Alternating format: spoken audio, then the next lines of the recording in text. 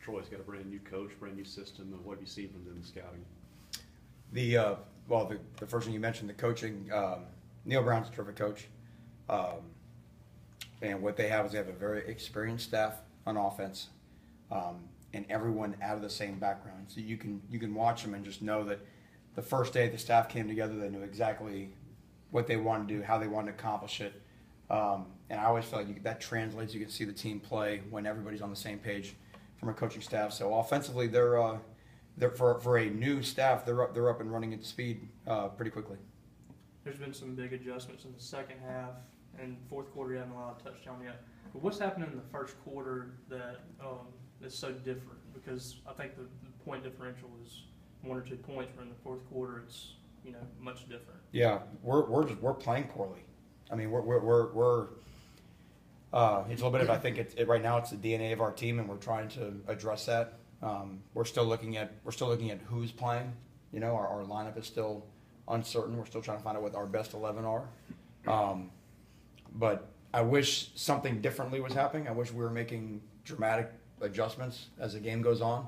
But for whatever reason, we've had a couple games where we just haven't started the way that we need to start a game.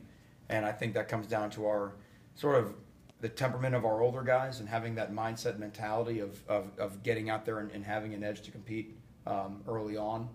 And that's unfortunately been putting us in some holes in some of these games. How much progress have you seen from Brandon Bryant since the spring? Brandon has made a lot of progress, not just as a player, but as the way that he prepares. He was a guy probably at the beginning of the spring who was just trying to get by with his athletic ability because he is so athletically gifted. And then what's happened sort of in the last 5-6 months is he's learning how to become a student of the game, becoming much more detail-oriented than he was at first, which is a natural for a guy of his age. And now when now the fact that he knows where he's going and he knows what to do, you can see him make strides on the field, and now his athletic attributes can really come out. And I think he's making an impact for sure in our secondary, and I think his role will only increase. We talked to several of the defensive backs yesterday, and they said there was a lot of turnovers in yesterday's practice. Is there something different going on, or just the ball went to the right places yesterday? Well, we made a major emphasis on it, but it's funny when when everyone's asking me how you force turnovers, I said the same thing, which I still believe. You have to stop the run, and then you have to harass the quarterback. But you can't harass the quarterback until you stop the run, and until our run defense gets to the point where we really feel like it should be, which it's not right now. Teams were able to kind of keep the ball out of harm's way. Now, we certainly have had some opportunities that we haven't taken advantage of in these first couple games.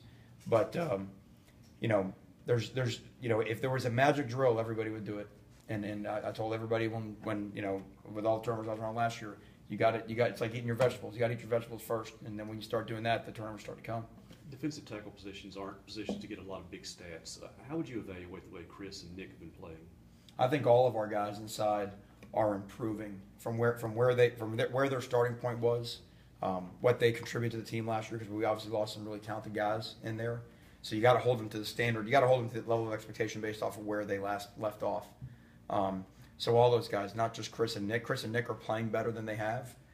Can they play better? For sure they can play better, but not just them, but certainly Nelson Adams. We're getting contributions from guys like Torrey Dale on the inside, and then the continued development of every day in practice of Corey Thomas and Braxton Hoyette. So we feel like there's some guys in there that we can roll throughout the course of the game. And I keep mentioning, and I think the same thing is true, this team is evolving. Some years you just kind of, September 1st, you know what you got and off you go. This is just a different style of defense. It's a defense that's just, our lineup is evolving. We're having guys that are sort of finally starting to hatch at their own different rate. And that's why these weeks of practice are so important. I think you'll see the personality of our defense and the identity of our defense continue to evolve and change as the year goes on. When you have the team that's evolving, how big of a loss is Kendrick Market, who was kind of the leader of that defense? Well, it's massive because we don't have many leaders to give away. We don't have very many seniors to give away. And then at that position as well, we are behind him pretty young. It makes a big time difference. So, because he's a guy that the young guys could watch practice, they could watch him prepare, they could watch him do everything. So, but all that being said, I hate it much more for him than I do for us, because he's a guy that the way that he came back from his injury before any timetable said he had any right to be playing, and everything he did, I feel his loss much more than I feel that the loss he creates in our defense, which is still significant.